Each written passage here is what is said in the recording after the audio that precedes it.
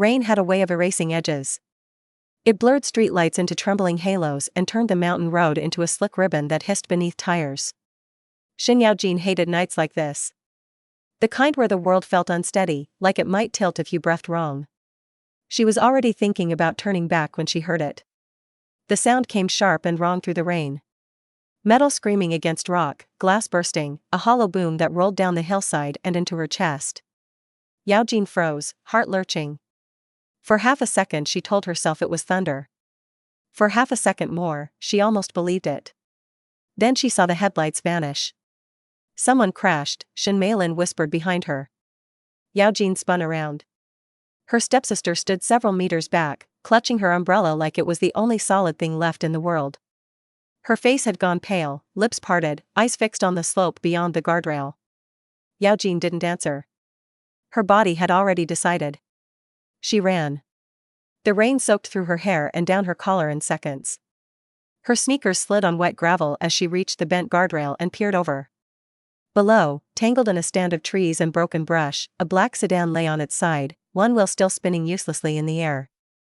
Smoke curled from the hood. The smell of fuel cut through the rain. "Oh my God," Yaojin said faintly behind her. "Yaojin, don't. It's dangerous." Yaojin barely heard her. Her mind had gone eerily quiet, like the moment before a wave breaks. She grabbed the guardrail, swung one leg over, then the other, and began the steep descent. Branches clawed at her arms. Mud sucked at her shoes.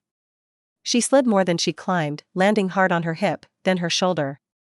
Pain flared, hot and bright, but she gritted her teeth and kept going. By the time she reached the car, she was shaking. The windshield had shattered inward. The driver's side was crushed nearly flat. Inside, slumped against the steering wheel, was a man.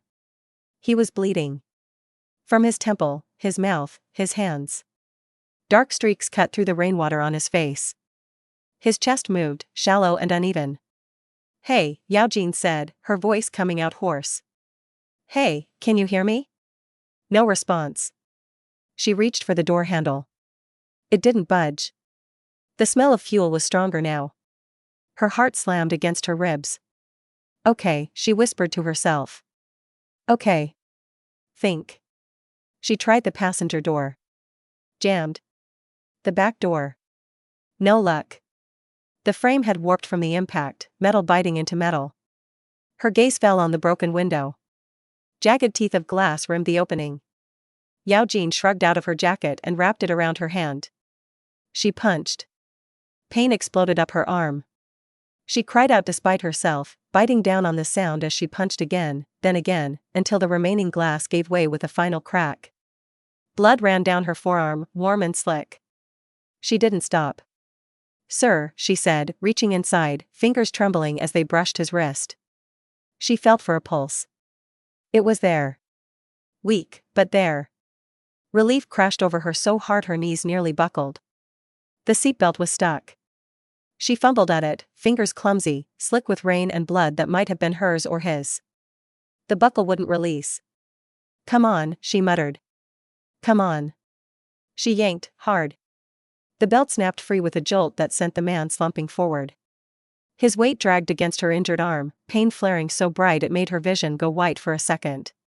She screamed then. Not loud, but raw. Somewhere above them, Yaojin cried out, "Yaojin. The car might explode." "I know." Yaojin shouted back, though she wasn't sure she did.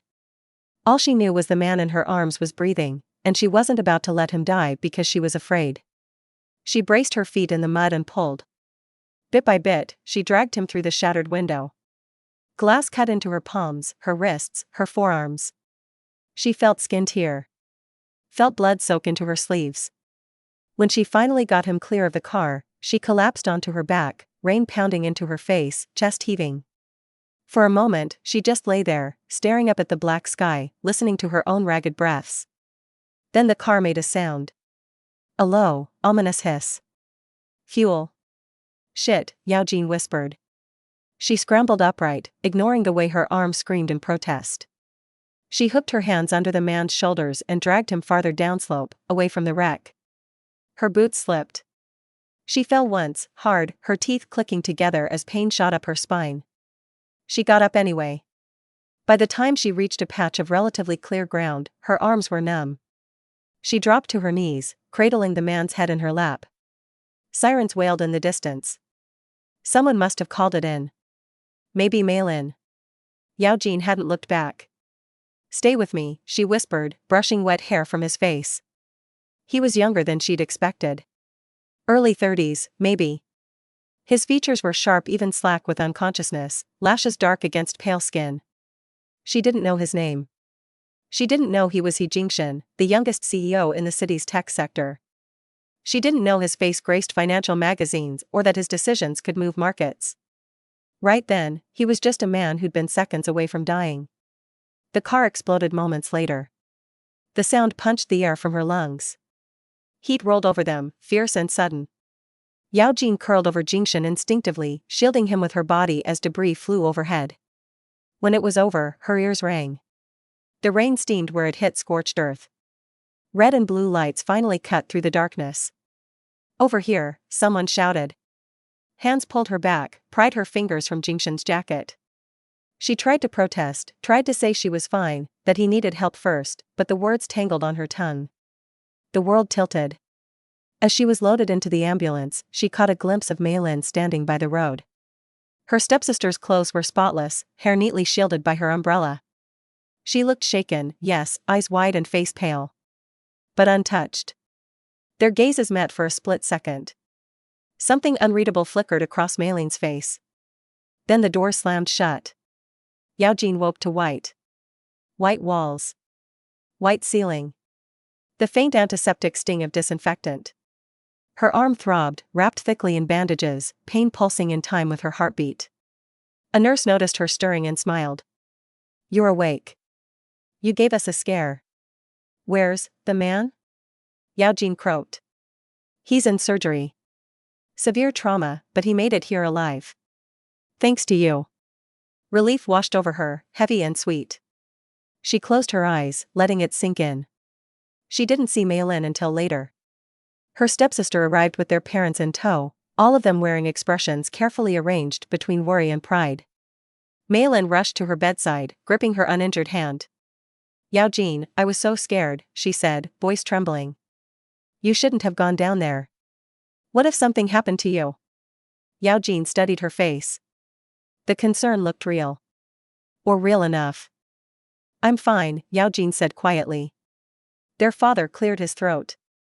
The police asked some questions. We told them everything. Something in the way he said it made Yaojin's chest tighten. Everything, she thought. Or your version of it, she was too tired to push. Too drained to argue. She didn't know then that while she slept, stories were already being shaped. That Maylin, tearful and shaken, had told the responding officers she'd tried to save the man herself, had stayed with him until help arrived. That her clean clothes and unmarked hands were chalked up to shock and good fortune. Yaojin didn't know that gratitude, once misplaced, could harden into fate. She learned days later, when He Jingshan's parents came to the house. She stood at the top of the stairs, hidden by shadow, as voices drifted up from the living room. We owe your daughter our son's life, Mrs. He said, emotion thick in her voice. No amount of money could repay that. There's something we'd like to offer, Mr. He added. A small equity share. And this? The box opened with a soft click. Yaojin held her breath as she saw the ring. Old gold, worn smooth by generations. A quiet, powerful thing. Our family believes in fate, Mrs. He continued. The one who saved Jingshan is the one meant to stand beside him. To keep misfortune at bay. Maylin gasped softly. I don't deserve this. You don't, Yaojin thought from the dark. But she said nothing.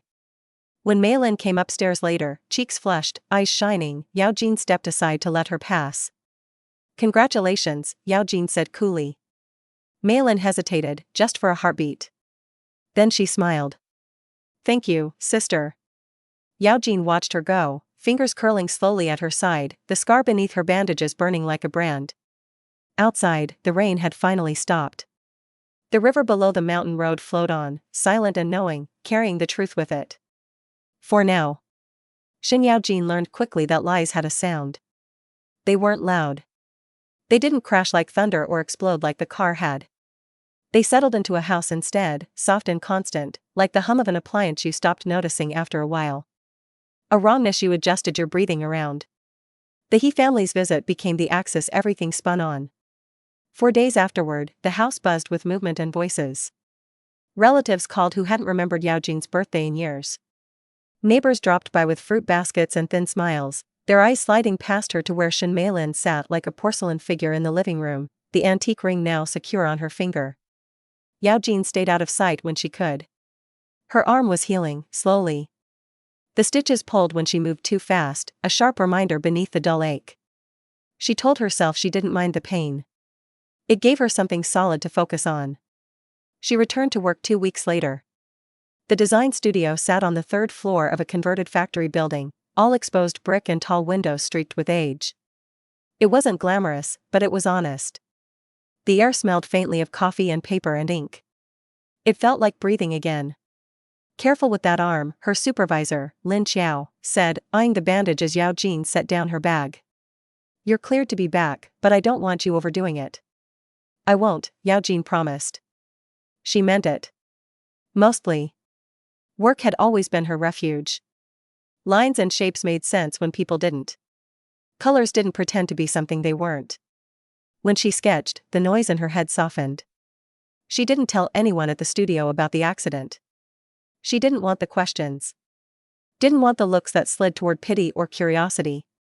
It was easier to just be Shen Yaojin, junior designer with a steady hand and a quiet presence. Still, she felt the eyes on her sometimes. Not from her coworkers. From the past.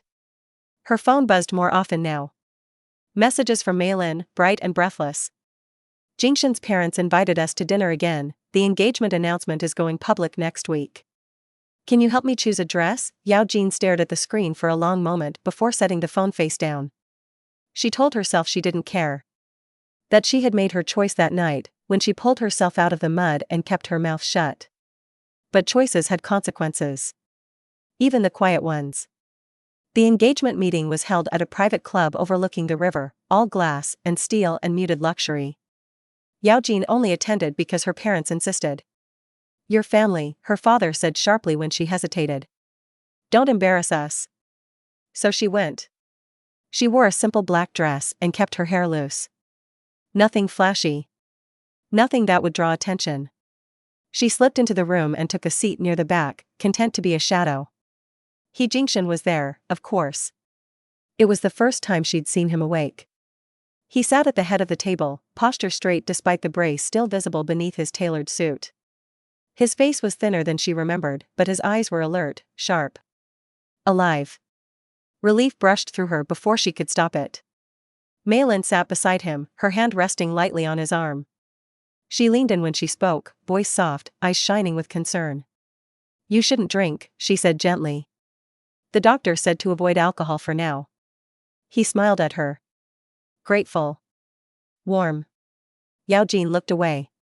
That was when she noticed the man across the table. He was watching her. Not openly. Not rudely.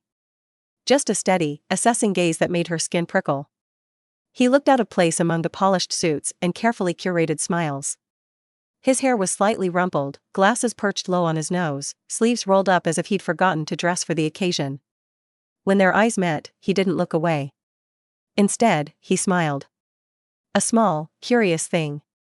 Later, when the meeting broke into smaller conversations, he approached her. "You're Shen Yaojin," he said. She blinked. "Yes. I'm Gu Wenhao," he said, offering his hand. "Jingshen's friend. I'm a doctor." She shook his hand, careful of her injured arm. His grip was warm, firm, but gentle. "You weren't introduced earlier," he continued lightly. "I was starting to think I imagined you." "I don't talk much," Yaojin said. "I noticed." His gaze flicked, briefly, to her bandaged arm. "Accident?" Her fingers tightened. "Something like that." He nodded, as if filing the answer away. "Hand injuries can be tricky. Tendons, nerves. You're lucky." Lucky. The word sat oddly between them. Across the room, Maylin laughed at something Jingshen said, her head tilting just so. the ring caught the light. You were there that night, Wenhao said suddenly. It wasn't a question. Yaojin felt the room tilt, just slightly. A lot of people were. True, he conceded. But not everyone comes away with scars. Her pulse thudded in her ears. She forced herself to meet his gaze. I don't know what you're implying. I'm not implying anything, he said easily. Doctors are trained observers. That's all. She held his look for a beat longer, then smiled. It felt stiff on her face. Then you should know when to stop observing. Something like amusement flickered in his eyes. Fair enough. They parted after that, but she felt his attention linger like a touch between her shoulder blades. Later that night, as they drove home, Malin leaned forward from the back seat. Did you meet Wenhao? She asked brightly. He's very close to Jingshan. Yes, Yaojin said, watching the street lights blur past. I met him. Malin hesitated. He didn't say anything strange, did he? Yaojin turned to look at her. What would be strange? Malin laughed, a little too quickly. Nothing. I'm just overthinking. Yes, Yaojin thought. You are. At home, she retreated to her room, shutting the door softly behind her. She unwrapped her bandages, inspecting the wound. The stitches were healing, but the skin was puckered, angry red. It would scar. She traced the line with her finger, a strange calm settling over her. Scars were honest. They didn't pretend. Her phone buzzed again. Unknown number. She stared at it for a long moment before answering. Hello? Shen Yaojin, a familiar voice said.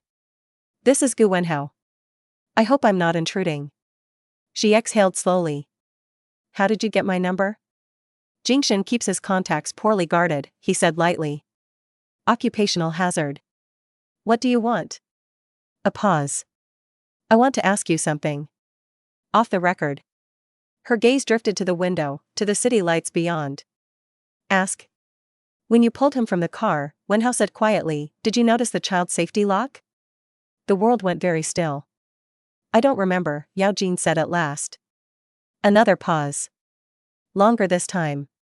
Trauma can do that, Wenhao said. Good night, Miss Shen. The call ended. Yaojin stood there for a long time, phone pressed to her ear, heart racing. Across the city, Jingshan lay awake, staring at the ceiling, replaying the fragments of that night. The pressure on his chest. The sound of breaking glass. The vague memory of hands, strong and shaking, pulling him toward the rain. Malin had told him she'd stayed with him the whole time. So why, he wondered, did her hands feel so small when she held his now, and why did the darkness remember someone else? The lie in the house hummed on, steady and patient. But somewhere beneath it, a crack had formed. Moving out wasn't a dramatic decision. There was no shouting match, no slammed doors, no moment where Shen Yaojin stood in the middle of the living room and announced she was done. It happened the way erosion happens. Quietly. One grain at a time. She started by staying late at the studio. At first it was work. Real deadlines, real projects. Lin Qiao trusted her with more responsibility, gave her a corner desk by the window and let her run with concepts instead of just executing them. Yaojin stayed because the hours passed without her noticing, because the world narrowed to paper and light and the scratch of her pencil. Then it became something else. She took the long way home. Stopped for noodles alone. Sat on park benches and watched strangers live lives that had nothing to do with the He family or engagement announcements or the constant, careful performance playing out under her parents' roof. Every time she stepped back into the house, the hum got louder. Mayleen's laughter carried down the hall. The sound of her mother's voice, bright and proud when she spoke to friends on the phone. The clink of fine china brought out only when guests came, when the house pretended to be better than it was. Yaojin began to feel like a visitor in her own life. The night she finally packed a suitcase, it was raining again. Not a storm this time. Just a steady drizzle that tapped against the window like a question she'd been avoiding. She folded her clothes carefully. Not because she was sentimental, but because she needed the order. The control. She left behind what she didn't need. Old textbooks.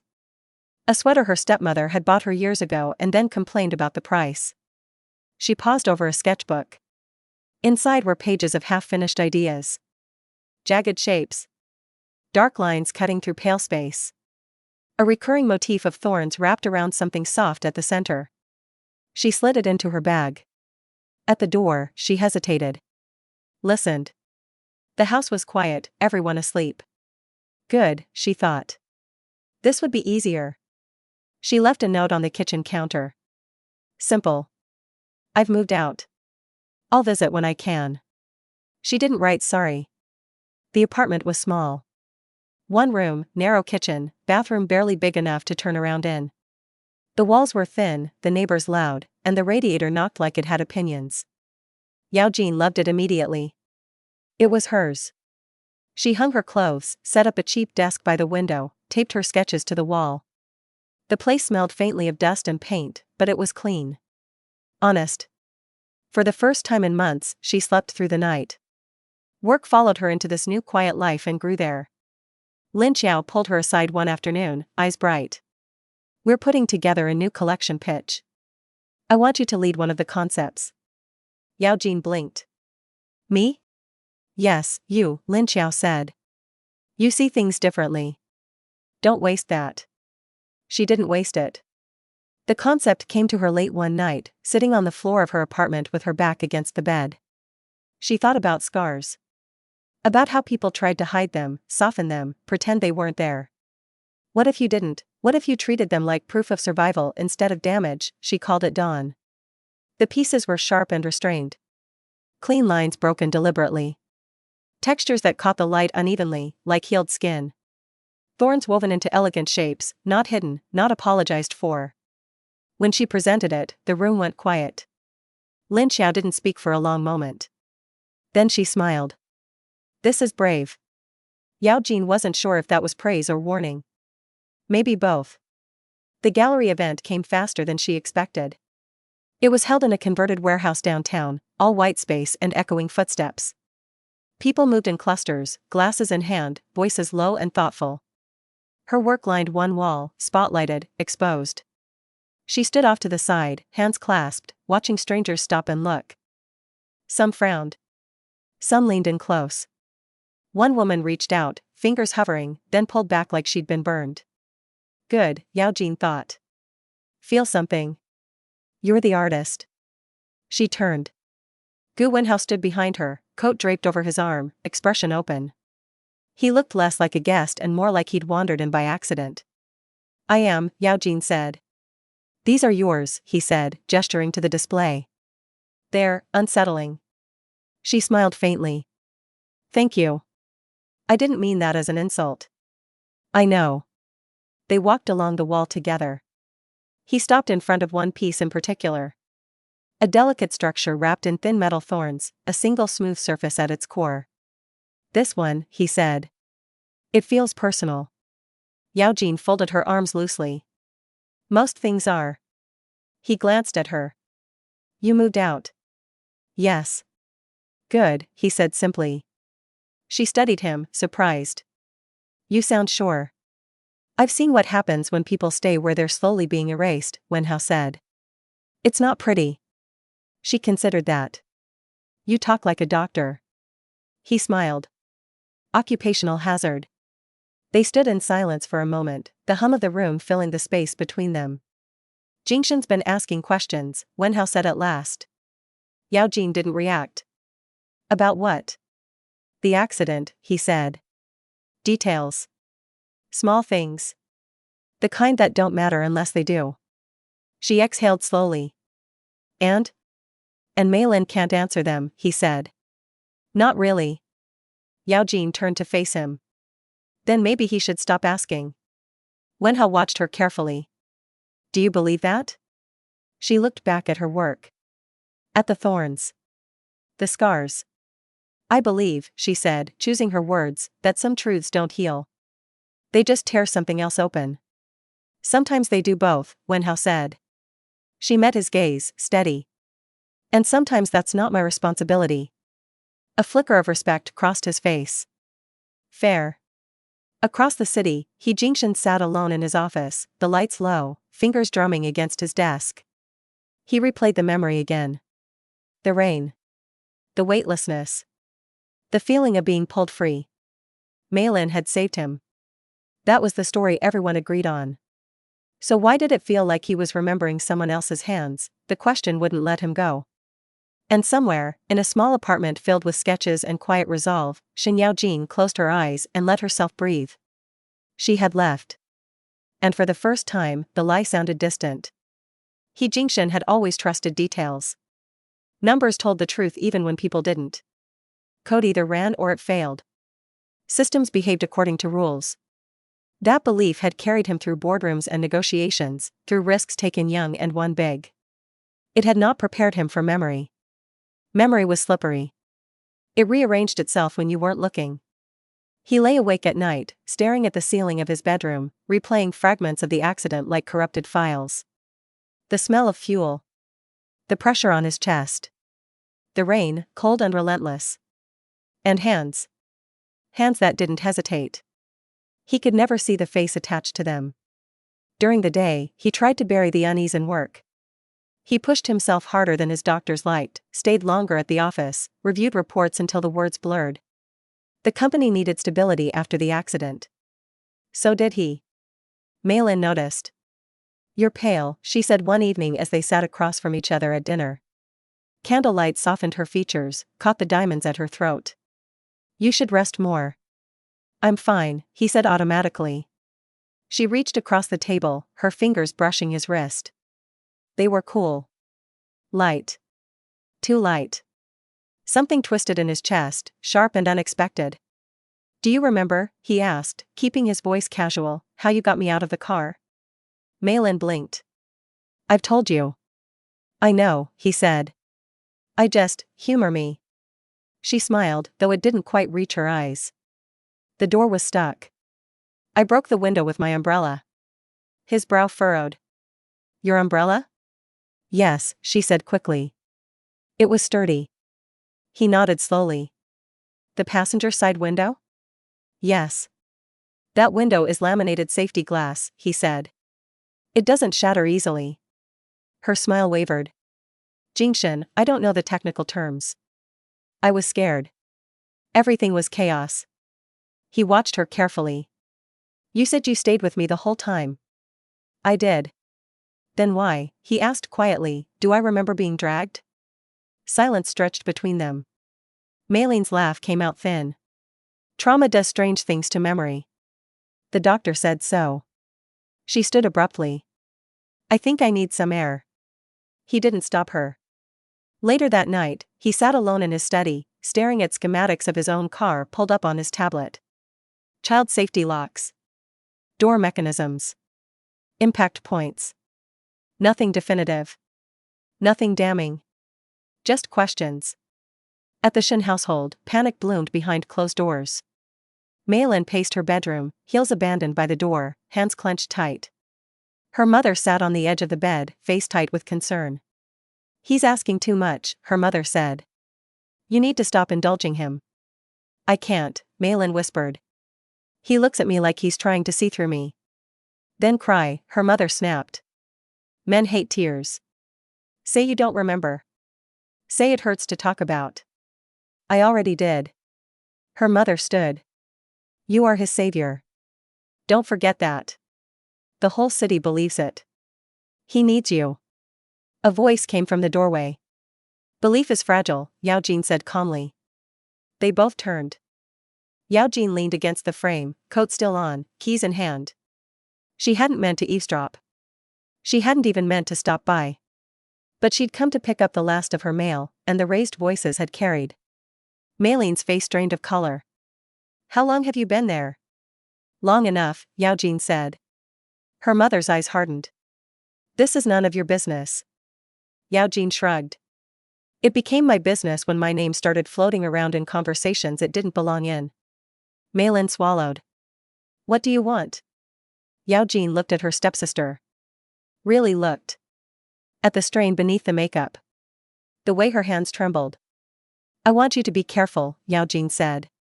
"Is that a threat?" her mother demanded. "No," Yaojin replied. "It's advice." Mei-lin laughed weakly. "From you?" "Yes," Yaojin said. "From me." She stepped closer, lowering her voice. You took something that wasn't yours. You can't be sloppy with it. Mei-Lin's eyes filled with tears. You're enjoying this. Yaojin shook her head. I'm tired of it. She turned to leave, then paused. He's not stupid. And he trusts details more than stories. The door closed softly behind her. Across the city, Gu Wenhao stood in a hospital hallway, phone pressed to his ear. He's unraveling, he said quietly. I told you not to interfere, came the voice on the other end. I'm not, Wenhao said. I'm observing. And her? Wenhao thought of Yaojin standing beside her work, unflinching. She's already gone. Back in his study, Jingshen closed his tablet and rubbed his temples. His head throbbed. For the first time since the accident, he allowed himself to consider the unthinkable. What if the story he'd been given was wrong? The thought didn't bring relief. It brought dread. Because if Mei-Lin hadn't saved him, then someone else had. And he had thanked the wrong person. Outside, the city moved on, unaware of the quiet fracture spreading beneath its polished surface. The question had taken shape. And it wasn't going away. The backpack smelled like mildew and rust. Shen Yaojin recognized it the moment her stepmother dragged it out of the storage closet, her face pinched in irritation. It was an old thing, black canvas with a frayed strap, something Yaojin hadn't thought about in months. Maybe longer. Why do you still keep this junk? Her stepmother muttered. It's been sitting here since the accident. Yaojin's fingers tightened around the edge of the doorframe. She hadn't meant to come by that day. She told herself it was for paperwork, a few remaining documents her father insisted she collect in person. She'd planned to be in and out, head down, careful. The house had other plans. I'll take it, Yaojin said quietly. Her stepmother snorted. What for? It's probably ruined. Then it won't matter if I throw it away, Yaojin replied. After a beat, the woman shoved the bag toward her. Fine. Take it. Don't leave your mess behind next time. Yaojin didn't answer. She slung the backpack over her shoulder and left before anything else could surface. The lie in the house still hummed, but she was learning how to tune it out. Back at her apartment, she set the bag on the floor and stared at it for a long moment. She remembered stuffing it hastily that night. Her phone. A small flashlight. The waterproof compact camera she'd borrowed from a friend for a weekend hike and forgotten to return. Her chest tightened. Slowly, she unzipped the bag. Most of the contents were ruined. Paper swollen and warped. A notebook reduced to pulp. The flashlight dead, its casing cracked. At the bottom, wrapped in a plastic sleeve, was the camera. Her hand shook as she pulled it free. It was scratched. Mud still clung to the edges. The lens was clouded, but intact. She pressed the power button, half expecting nothing. The screen flickered. Then it lit up.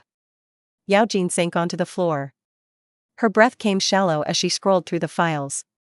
Most were blurred, chaotic shots taken accidentally as she moved.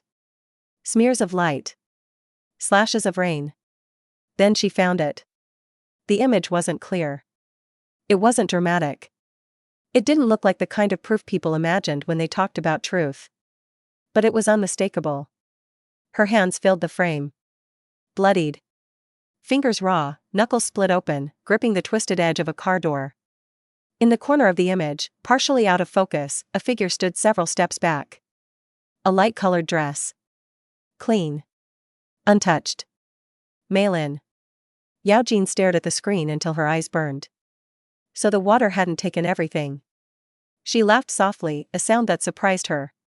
It wasn't joy. It wasn't relief. It was something steadier. Colder. Of course, she thought. Of course it survived. She copied the files onto her laptop, then onto a flash drive. She backed them up again, triple-checked, then locked everything away. The carefulness felt almost ritualistic. This wasn't rage. It wasn't desperation. It was patience. The engagement banquet invitation arrived 3 days later. Cream cardstock. Gold embossing. Her name printed neatly beneath her parents'. An afterthought, but a deliberate one. She set it on the table and stared at it. Across the city, Mei-Lin stood in front of a mirror while stylists hovered around her, adjusting fabric and jewelry. The ring sat heavy on her finger. She told herself that was nerves. Just nerves. But sleep had been difficult lately. Every time she closed her eyes, she saw rain. Heard metal screaming. Felt the absence of pain she'd never earned. He Jingshan had been quieter, more distant. His questions hadn't stopped, only shifted. He watched her now. Listened too closely. That morning, she found him in his study, examining something on his tablet. "What are you looking at?" she asked lightly. "Car schematics," he replied without looking up. Her smile froze. At the hospital, Gu Wenhao reviewed test results he'd already memorized. His thoughts kept drifting, unbidden, to the photo Yaojin hadn't shown him. To the truth she carried alone. He suspected. He always had. But suspicion was not the same as proof. And proof changed things. Proof demanded action. He wondered which of them would move first. That evening, Yaojin stood at her apartment window, city lights flickering like distant stars. She held the flash drive in her palm, its small weight grounding her. In her past life, this was where she'd drowned. Not in water, but in silence. In being erased. In letting others decide what her suffering meant. Not this time. She slipped the drive into her drawer and closed it with a soft click. The truth was no longer fragile. It was sharp. And she was done hiding it. The banquet hall glittered like a promise no one had bothered to keep. Crystal chandeliers spilled light across marble floors. Gold accents framed the stage, the walls, even the edges of the long tables dressed in ivory cloth. Everything gleamed. Everything was meant to look permanent. Shen Yaojin paused just inside the entrance, the low murmur of voices washing over her. She felt oddly calm. She wore a simple dress, soft gray, unadorned. No jewelry except a thin chain at her neck. Her scar, faint now but unmistakable, peeked out along her wrist where the sleeve shifted. She didn't hide it. No one paid her much attention as she moved through the room. Their eyes slid past her toward the center, where Shen Meilin stood radiant beneath the lights. Meilin wore white. Not the traditional bridal white, but something close enough to signal intention. Diamonds framed her throat and wrists. Her smile was flawless, practiced to perfection. He Jingshan stood beside her, immaculate in a tailored suit.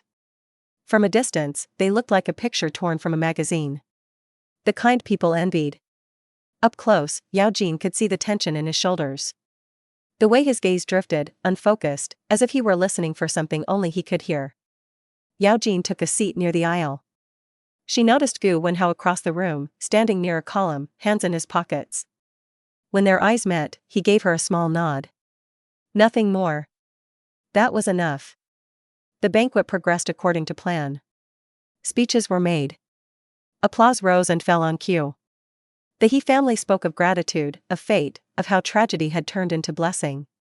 When Meilin was invited to the stage, the room hushed. She took the microphone with trembling hands, just enough to seem sincere. That night, she began, voice soft, "I didn't think. I just acted. I only did what anyone would do." A ripple of approval moved through the guests. Yaojin folded her hands in her lap, nails biting into skin. The screen behind the stage lit up, displaying a carefully edited montage. Hospital corridors.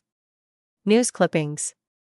A silhouette reenactment of a woman pulling a man from a wrecked car. It was tasteful. Heroic.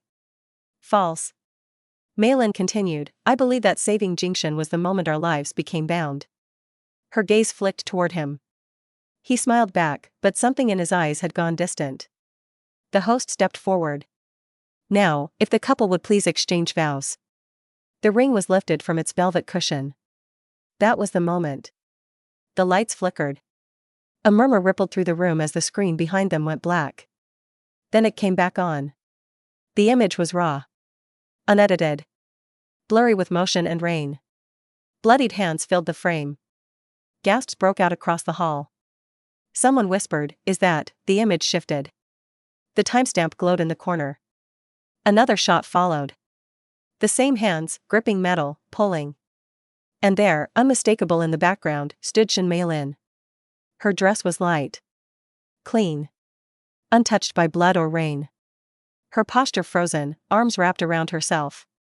The room fell into a stunned silence so deep it seemed to press against the walls.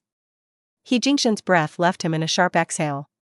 He stared at the screen, then slowly turned to Mei Lin. Her face had drained of color. The microphone slipped from her fingers and clattered against the stage. "That's not," she whispered. "This is fake." No one believed her. Whispers erupted, overlapping, building. Phones came out. Screens lit up like fireflies. Yaojin stood. She didn't rush. She didn't raise her voice. She simply walked down the aisle. Every step felt heavy and weightless all at once. She stopped a few feet from the stage and looked up at Mei Lin. "I didn't plan to be here," Yaojin said calmly. "I didn't want this." Her voice carried. The room leaned in. "But you built your life on something you watched me do." Mei Lin shook her head, tears spilling now. "You're lying. You always wanted what I had." Yaojin smiled sadly. "I wanted to live." She turned her gaze to Yi Jingshan. "The car door was jammed," she said. "The child safety lock was engaged. I broke the window with my arm wrapped in my jacket. You were unconscious. You weighed more than you look." His eyes never left her face. "And you," she added, looking back at Mei Lin, "never touched the car." The truth landed, heavy and final. Gu Wenhao stepped forward then, his voice steady. "I've reviewed the metadata. The photos are authentic. The injuries match." Mei Lin collapsed. Not gracefully.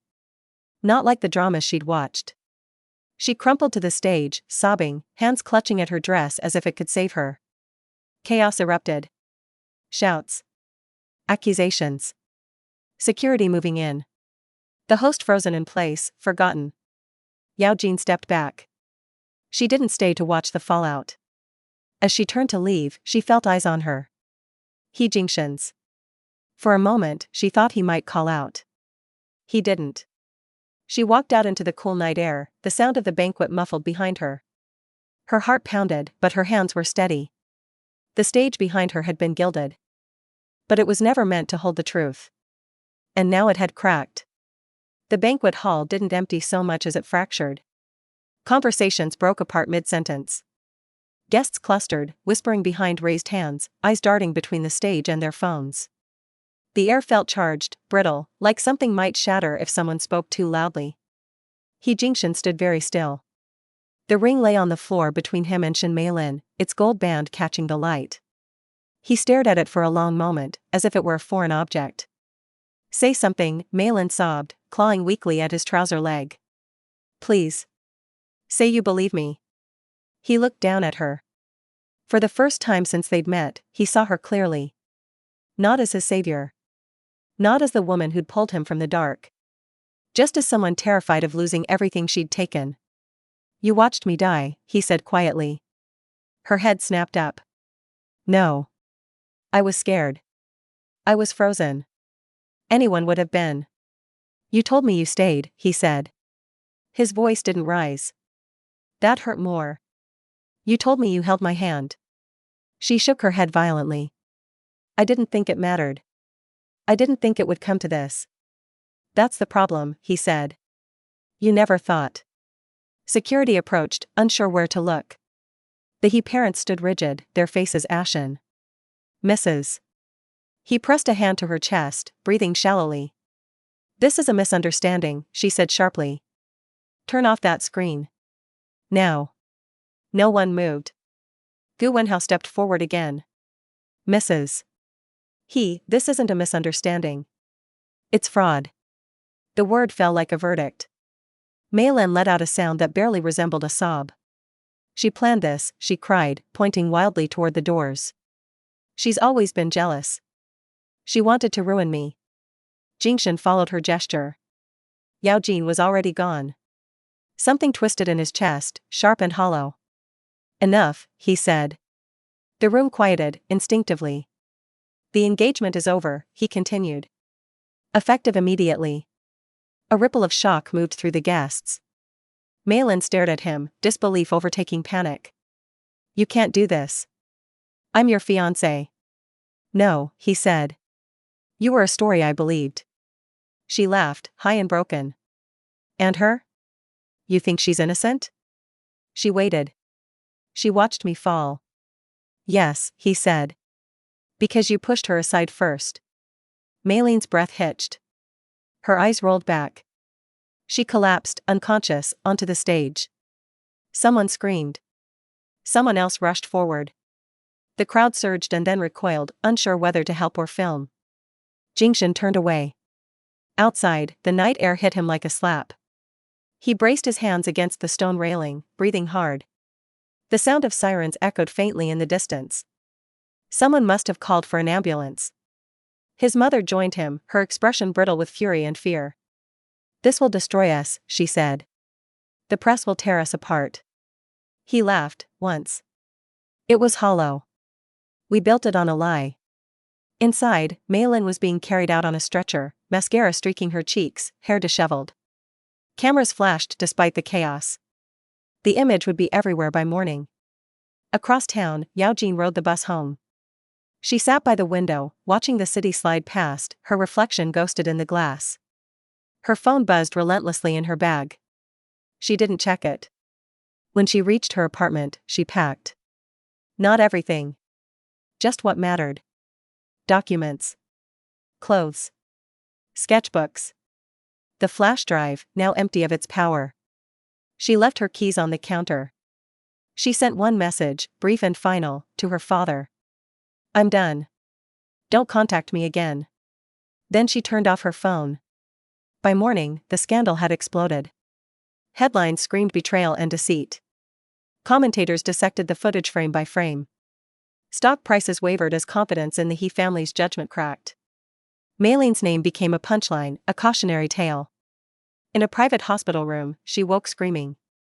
At the He residence, Jingshan sat alone in the dark, staring at his hands. They were clean. He wondered how he'd ever believed they were the ones that saved him. And somewhere in a small apartment filled with quiet and resolve, Shen Yaojin slept without dreaming for the first time in years. The music had stopped. What remained was the echo.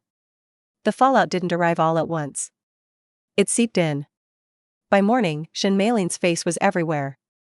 Not the polished one from the engagement photos, but the one caught mid-collapse. Mouth open. Eyes unfocused. Mascara streaked like bruises down her cheeks. The story mutated as it spread. Some called her a liar. Others called her a victim of pressure. A few tried to drag Yaojin's name through it, painting her as the bitter sister who waited too long to speak. Yaojin didn't read any of it. She kept her phone off and went to work. The studio was quiet when she arrived, the way it was early in the morning before deadlines and noise. Lin Xiao looked up from her desk when Yaojin walked in, surprise flickering across her face. I wasn't sure you'd come in, Lin Xiao said gently. Yaojin set her bag down. Why wouldn't I? Lin Xiao studied her for a moment, then nodded. If anyone bothers you, tell me. No one did. Design had a way of shrinking the world to manageable size. Lines. Angles. Balance. She lost herself in it, and for a few hours, the hum faded. It didn't stay gone. That afternoon, the He Group stock dipped sharply. Analysts cited leadership instability and loss of public trust. The words sounded clinical. Bloodless. Inside the He residence, nothing felt bloodless.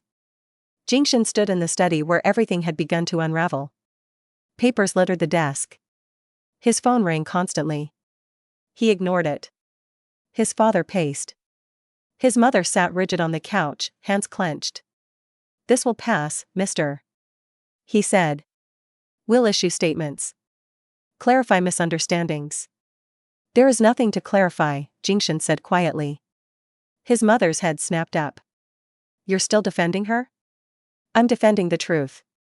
She stood. The truth is ruining us. He didn't respond. That evening, he drove without destination, the city lights blurring past. He found himself outside Yaojin's building before he'd consciously decided to come. He stood there for a long time before knocking. When she opened the door, she didn't look surprised. You shouldn't be here, she said. I know, he replied. She didn't move aside. What do you want?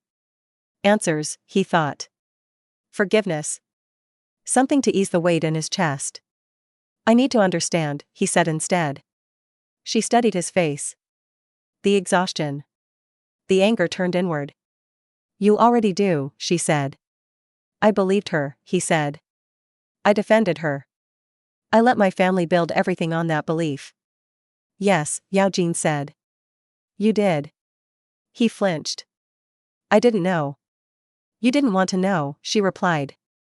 Silence stretched between them. I died once, she continued calmly. Not in that river. Later. When I trusted you to see me. His throat tightened. I was wrong. That doesn't undo it. He reached out, then stopped himself. What can I do? She shook her head. Nothing. She closed the door gently, but firmly. He stood there, staring at the wood grain, feeling something final settle. Across town, Malin screamed until her voice gave out. Doctors called it acute stress disorder. They used soft words. Her mother clutched at them, demanding timelines, cures. There were none. The He Group hemorrhaged value over the following weeks. Board members whispered. Deals stalled. Jingshan responded by pushing harder, faster. He approved expansions no one had time to vet. He snapped at advisors. He slept in his office. Gu Wenhao watched from the sidelines, concern etched deep. This isn't self-punishment, Wenhao said one night. It's destruction. Jingshan didn't answer. Yaojin moved again. This time, it was deliberate. She found a new apartment with more light. Bigger windows. Space for a proper desk. She painted the walls herself, leaving faint brush marks visible. She liked the imperfection. She stopped going by the old house entirely. When the final box was unpacked, she stood in the center of the room and realized something had shifted. The anger was gone. What remained wasn't joy. It was calm. Outside, the city kept talking. Stocks rose and fell. Names were dragged through headlines and then replaced. Inside her apartment, Shen Yaojin sketched in silence, the pencil moving steady and sure. Ashes still clung to the air. But she no longer tasted them. Time passed the way it always did. Quietly. Without ceremony. Without asking whether anyone was ready. 3 years went by. Shen Yaojin barely noticed at first. Her life had grown full in a way that left little room for looking backward. The studio took shape slowly, brick by brick, decision by decision. She named it when the fog lifts without overthinking it, the words arriving fully formed one morning as she unlocked the door and stepped inside. The space was flooded with light. Large windows faced east, catching the early sun. The floors were unfinished concrete, cool beneath her feet. Her desk sat near the center, scarred and imperfect, exactly how she liked it. Clients came. Then more followed. Her work evolved, softened in places, sharpened in others. The thorns never disappeared, but they changed. They curved now. They protected something. People started asking her about inspiration. She learned how to answer without flinching. Gu Wenhao visited on a quiet afternoon, carrying coffee and news he hadn't planned to bring. You look well, he said, taking in the space. So do you, Yaojin replied. He lingered by a piece she'd finished recently, fingertips hovering but not touching. You know I wouldn't come if this weren't important. She nodded. Tell me. He exhaled slowly. Shen Malin was transferred again. Yaojin felt it then. Not pain. Just a small shift, like a stone settling at the bottom of a river. She hasn't improved, Wenhao continued. Periods of clarity. Then long stretches where she doesn't recognize anyone. She talks about the night a lot. But the story changes. Yaojin stared out the window. Does she know? Sometimes, he said gently. Sometimes she thinks she's still standing on the road, watching. Silence filled the room. And he Jingshan? Yaojin asked. Wenhao hesitated. The He Group is gone. That caught her attention. Bankruptcy was finalized last month, he said. Aggressive expansion. Bad calls. No one could rein him in. Yaojin turned back to him. And him? Wenhao's voice lowered. He was removed from the board. Publicly. She waited. He drove drunk, Wenhao said. 2 weeks ago. Crashed into a barrier on the expressway. Yaojin's fingers curled against the edge of her desk. He survived, Wenhao added quickly. But the damage is permanent. Paralysis from the waist down. The room felt very still. Before the accident, Wenhao continued, he asked me to find you. Yaojin closed her eyes. He said he finally remembered, Wenhao said. Not clearly. Not perfectly. But enough.